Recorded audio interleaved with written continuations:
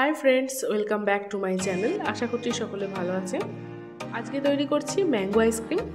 প্রচণ্ড গরমের মধ্যে এই ম্যাঙ্গো আইসক্রিম আশা করছি আপনাদের অনেকটা স্বস্তি দেবে। ঘরোয়া কিছু উপকরণে ঘরোয়া পদ্ধতিতে সহজভাবে তৈরি করে ফেলা যাক এই আইসক্রিম। চলুন তাহলে কথা না বাড়িয়ে রেসিপিটা শুরু করা যাক। বাচ্চা থেকে বড় প্রত্যেকেরই ভীষণ ভালো লাগবে।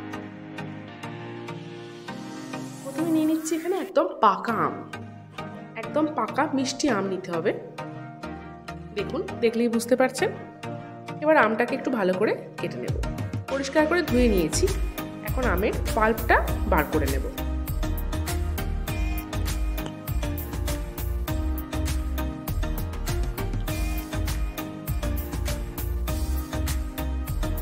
আমটাকে এইভাবে কেটে একটু পিস পিস করে নিচ্ছি।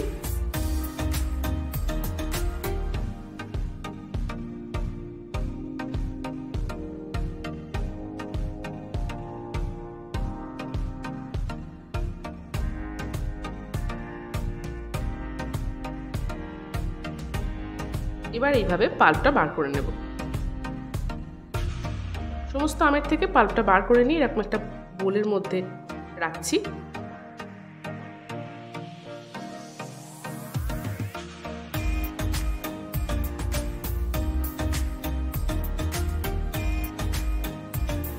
দেখুন, সবটা বার করে নেওয়া হয়ে গেছে। এখন একটা মিক্সার গ্রাইন্ডারের মধ্যে দিয়ে দিচ্ছি। একটা মিহি পেস্ট তৈরি করে নিয়ে ফিরে আসছি।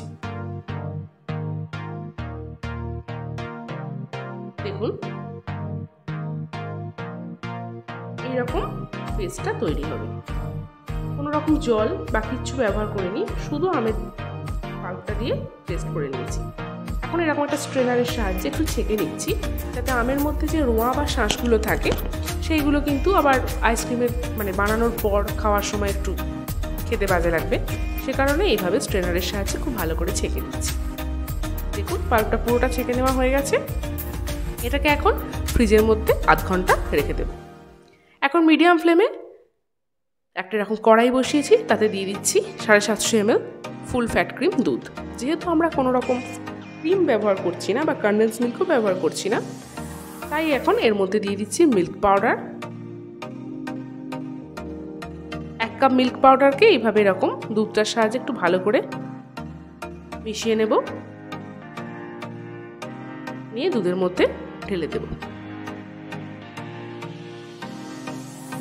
খুব ভালো করে মিশিয়ে নেওয়া হয়ে গেলে আবারও খানিকটা দুধ এই বাটিটার মধ্যে তুলে রাখছি।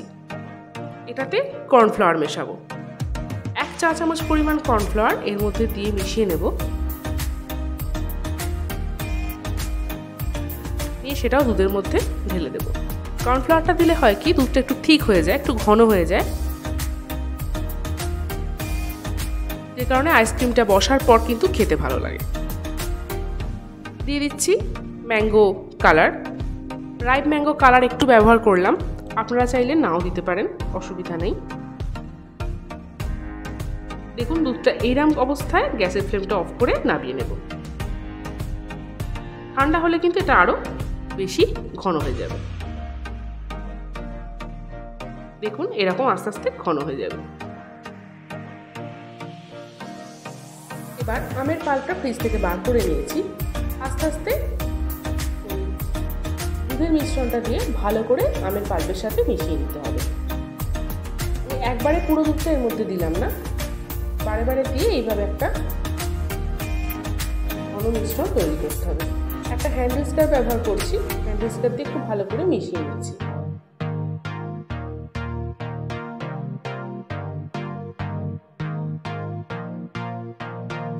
এবার আবারও 10 মিনিটের জন্য এটাকে এরকম কভার আপ করে ফ্রিজে রেখে দিচ্ছি, যাতে কোনোভাবেও না এর ভিতর হাওয়া ঢোকে। সেজন্য একদম খুব ভালো করে মুখটা সিল করে দিচ্ছি। অ্যালুমিনিয়াম ফয়েল ব্যবহার করলেও আপনারা চাইলে এয়ারটাইট কন্টেনারের মধ্যেও রাখতে পারেন।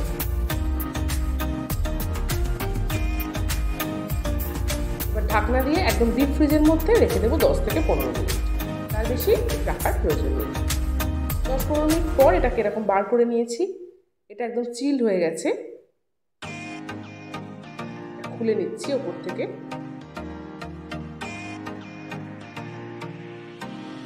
একবার ভালো করে মিশিয়ে নিলাম। এখন আবারও মিক্সার গ্রাইন্ডারের মধ্যে মিশ্রণটা ঢেলে দিচ্ছি। এখন 2 থেকে 3 মিনিটের জন্য এটাকে বিট করে নেব, তারপর ফিরে আসছি। এখন আইসক্রিমটা বসাতে হবে, তার জন্য এরকম আইসক্রিম মোল্ড নিয়েছি। এগুলো আমি অনলাইনে পারচেস করেছি, যে কোনো জায়গাতে এগুলো অ্যাভেলেবেল পাওয়া যায়। আর নিয়ে নিচ্ছি এরকম কাপ, এরকম 2টো কাপ নিয়েছি। আর এরকম 6টা আইসক্রিম মোল্ড নিয়েছি। মোল্ডের ঢাকনাগুলো একটু সরিয়ে রাখছি। তার পরিবর্তে এখানে আইসক্রিম স্টিক ব্যবহার করব। এবার দেখুন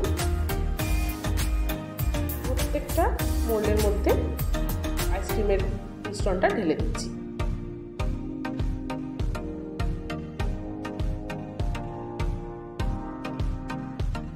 আপনারা চাইলে যে কোনো জায়গায় আইসক্রিমটা বসাতে পারেন, চায়ের কাপে বা যে কোনো বাটির মধ্যে বসানো যায়, যে কোনো জায়গায় বসানো যেতে পারে। আইসক্রিমটা হলেই হলো, এই আর কি। তো আমি এখানে আমার মোল্ড ছিল বলে মোল্ডের মধ্যে বসালাম। একদম এয়ারটাইট ভাবে এটাকে সিল করে দিতে হবে, যাতে কোনোভাবেও না হাওয়া ঢোকে। আবারও অ্যালুমিনিয়াম ফয়েল দিয়ে এগুলোকে খুব ভালো করে আটকে দিচ্ছি। আপনারা যে পাত্রে আইসক্রিমটা বসাবেন সেটা কিন্তু একদম ভালোভাবে ঢাকা দেবেন, মানে চাপা দেওয়ার ব্যবস্থা করবেন, যাতে কোনোভাবেও না হাওয়া ঢোকে। ছুরি করে এরমভাবে একটু কেটে নিচ্ছি।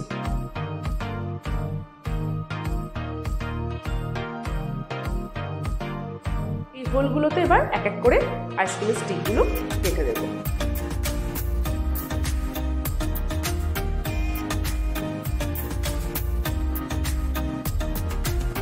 এবারে যে কাপ দুটো ছিল সেই কাপ দুটোতেও আইসক্রিমের মিশ্রণটা ঢেলে নিচ্ছি।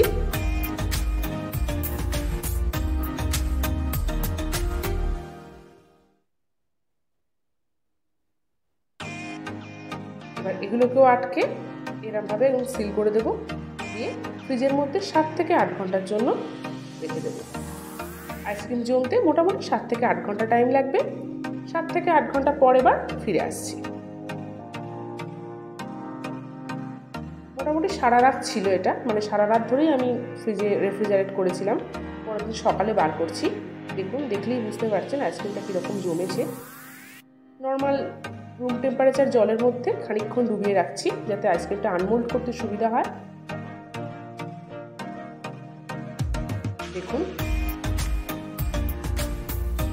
ঘরোয়া পদ্ধতিতে একদম ইজিলি তৈরি করা ম্যাঙ্গো আইসক্রিম।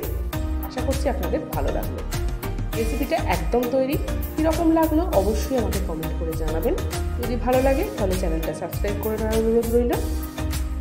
আজ তাহলে এই পর্যন্তই। আবারও দেখা হবে নতুন কোনো একদিন নতুন কোনো রেসিপি নিয়ে। সুস্থ থাকবেন, ভালো থাকবেন। ধন্যবাদ।